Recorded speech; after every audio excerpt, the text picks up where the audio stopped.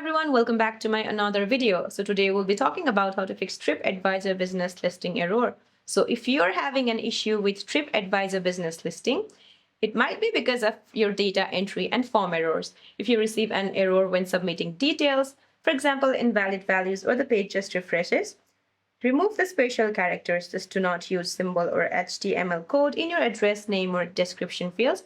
Just stick to the standard letters and numbers. Now, the next what you can do is check for the mandatory fields. Make sure that all required fields are filled out properly. Now, if you see two pages for the same business, log in and submit a request to merge the two profiles.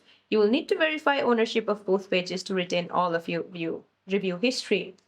Now, if you're unable to claim your business or verify ownership, if you cannot verify via phone, try to use a credit card or email verification if prompted. If verification fails or you are locked out, submit a support ticket directly through the TripAdvisor Owner Support Center to manually verify your business. Now, if edits to your hours, location, or name are not appearing on the live page, review the moderation. All business updates are manually reviewed by TripAdvisor staff.